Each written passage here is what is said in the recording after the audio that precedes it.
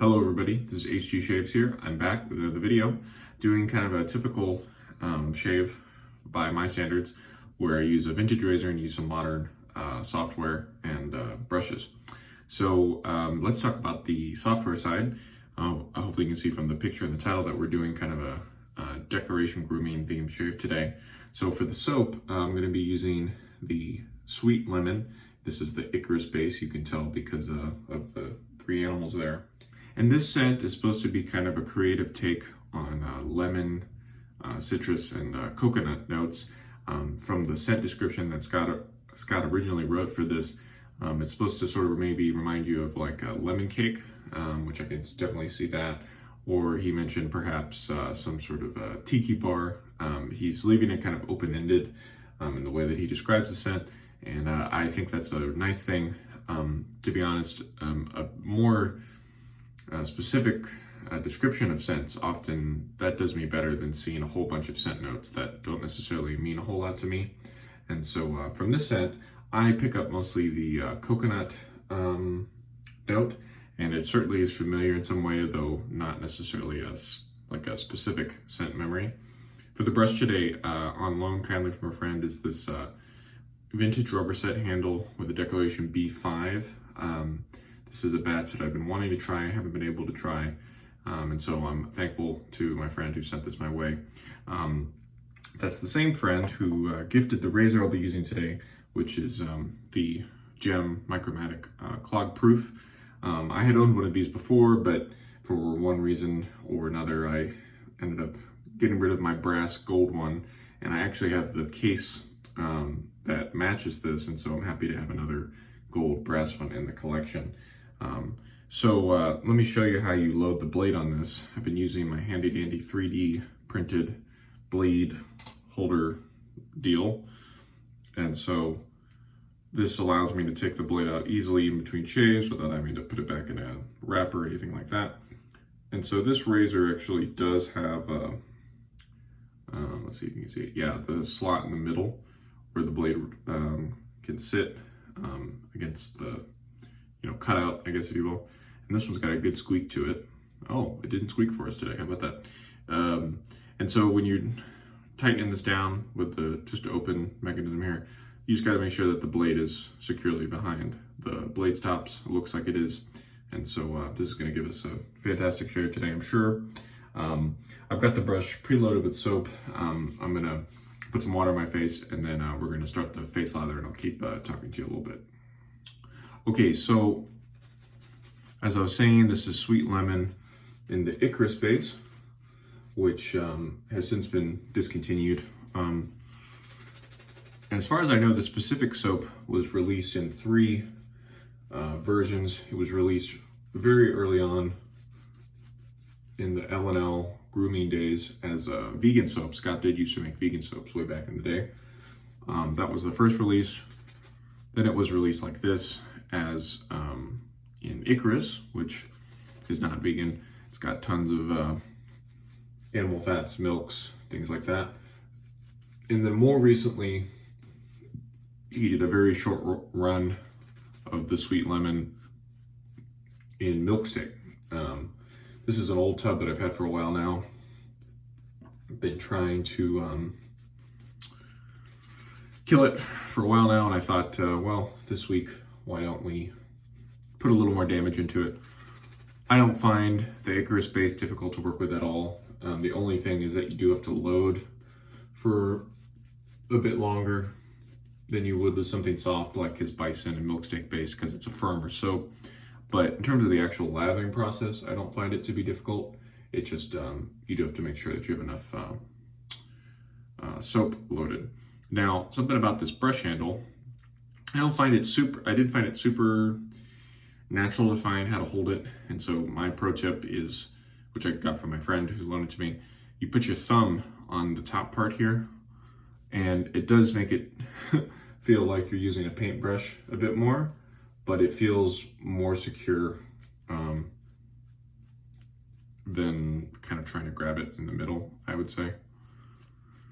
And about this knot, B5 is one of the most coveted of the decoration batches, And I can see why. It's got good backbone, you know, firm backbone, not stiff or anything, but just firm. And it is definitely one of the jelliest batches I've used, right up there with B10 and B8. However, this feels much more similar than different from my personal B8, so I don't feel the need to go and pick one of these up like right away, because the B8's very similar to me, only that the B8 has a little bit less backbone than this one. So I'm gonna keep working up the face lather, woo, and then bring you back in when I'm about to start my shave.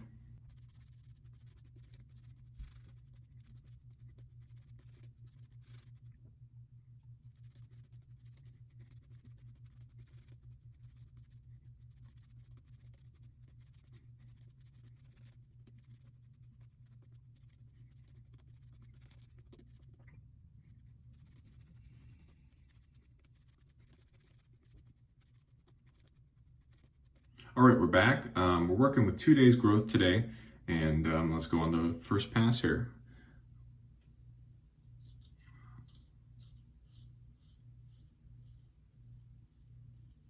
As usual, I hope you can hear the awesome cutting sound of these razors.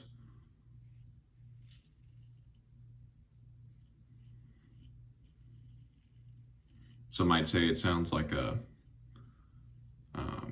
knife going through toast, right?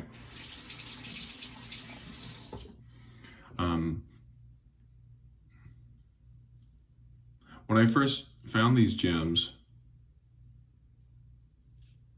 I should say the first gem I ever tried was a Gem Junior, which is basically just a 1912 with the different name slapped on it. And I love that razor. I was super impressed, and that was my favorite gem for a really long time. And I think all the way up until I tried this razor, the Clog-Pruf. People like to call this the Goldilocks just right razor of the Micromatics, at least, because it's not as aggressive as the original open comb Micromatic, and then it's not as mild as the Flying Wing bullet tip. And so for a lot of people like myself, for 1 day's growth, 4 days growth, anywhere in between, this razor is terrific.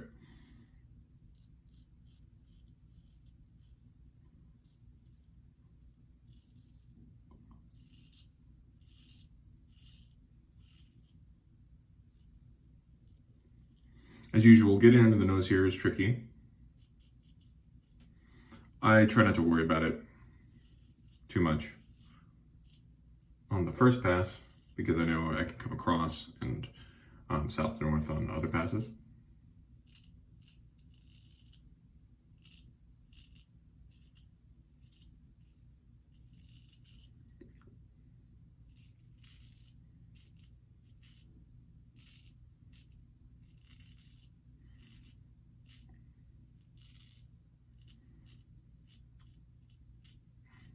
And so with a gem like this that is so comfortable, I think people do have to be a little bit careful about not using the sound to push down more.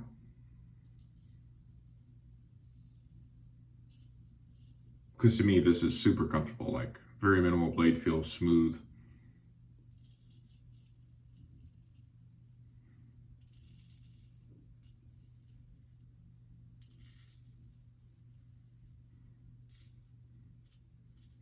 So I could see where someone might be tempted. Okay, first pass down, I'm gonna rinse and bring it back in for pass number 2. Since I've been away from the brush, lather has started dripping down the handle, and it looks terrific anyway.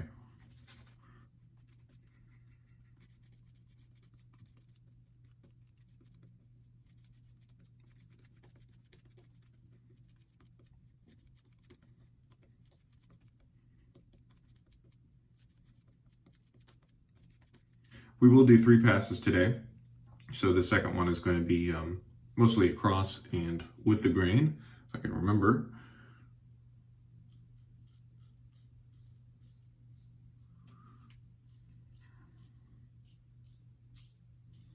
Another reason why this is my favorite gem is that it performs consistently throughout all the passes. There were some that, well, they just weren't as consistent, you know. And yeah, it doesn't seem to matter which direction I'm going. This one is right there with me.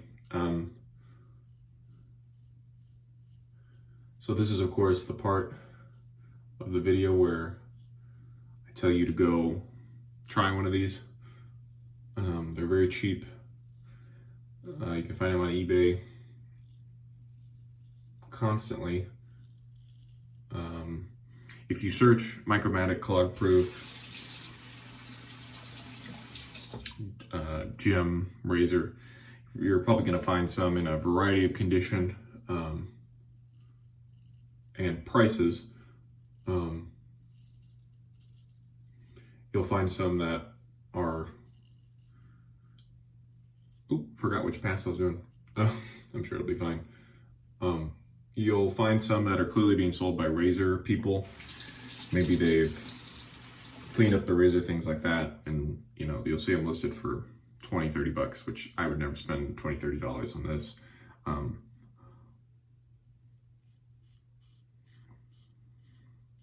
You may also find some people who are just, you know, antique people, and they opened up the cap, they saw it's a clog-proof, and then they plopped it on eBay.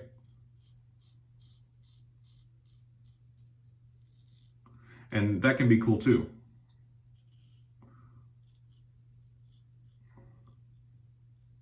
Really, the only thing what you have to watch out for with these are the blade stops. If they have a picture that's good enough, or you can ask for a picture,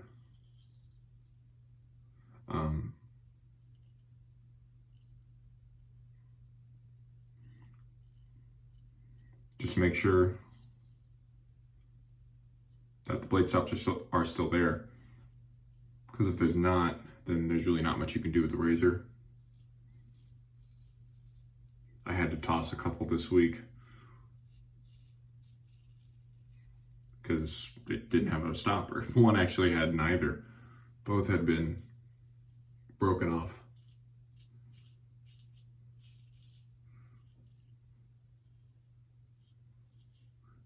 So I looked at it and I said, are both of these blade stops gone? Because I had never seen one like that. And then I put a blade in and it just completely like fell straight down to the safety bar, which was kind of funny. Okay, nice second pass, rinse and bring it back in for our final third pass. All right, let's do it. Final pass.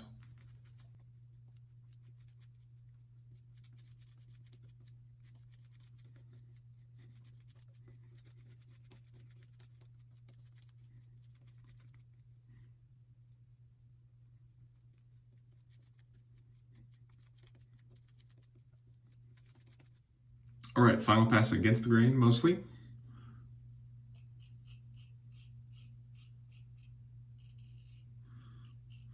Back to the eBay thing momentarily. So you'll find these razors listed properly. Again, either by people who are clearly razor sellers specifically, or you'll find people who just opened up the cap, saw the name, typed it in. Or you can also just find them in lots, you know, vintage razor lot, gem, and they'll usually be included with Schick razors and Gillettes too. That can be a little bit more tricky because you have to know what you're looking at. In most cases, they usually won't be like, you know, here are 10 razors and these are all their names. That's usually not the case. You'll they'll usually like list the brands. 7 Gillette, 2 Gem, 1 Chick, something like that. But that's about it. And so you have to know what you're looking at. But those are really the best places to pick up, you know, common vintages like this at a good price, you know.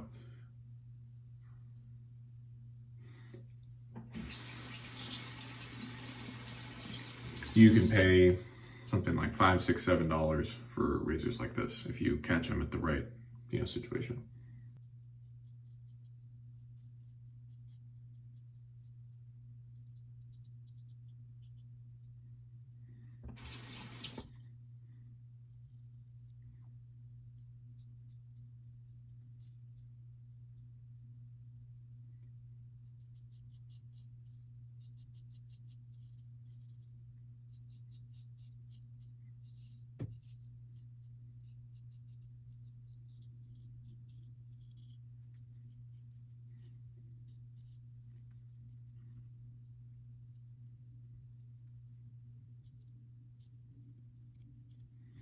Okay, that's a nice 3-pass shave, just so effortless. You know, I talk to you all most of the time. It helps, of course, that I've used this razor all week, but still, just love the easy use of this razor and just how well it performs. So I'm gonna do my final rinse and then come back and talk to you over post-shave. For post-shave today, I'm gonna be using Declaration Grooming Nightman. I don't have the matching splash for Sweet Lemon, so I spent the beginning part of the week trying to figure out which Declaration splash I thought suited it best. And this is the conclusion I came to. So this one is also one that he kind of encourages you to smell what you will on your own, but definitely has lime, citrus, cognac, so like a boozy note, and then woods, perhaps something similar to sandalwood, although who knows what that really means these days. And so because it has the citrus in common, I found that these pair together very nicely. And of course, this is a much darker kind of lime, boozy wood scent, but still you're able to kind of link them up because of that citrus connection. And then you can take your scent experience in a different direction, which is something that I've been trying to do more of recently, you know, instead of just using matching splashes, which I think are fine. Seeing how I can connect a soap to a splash to even a fragrance later that maybe don't really have all that much in common, just like a couple things, but you can kind of link them together. And I would encourage you to do that on your own at home.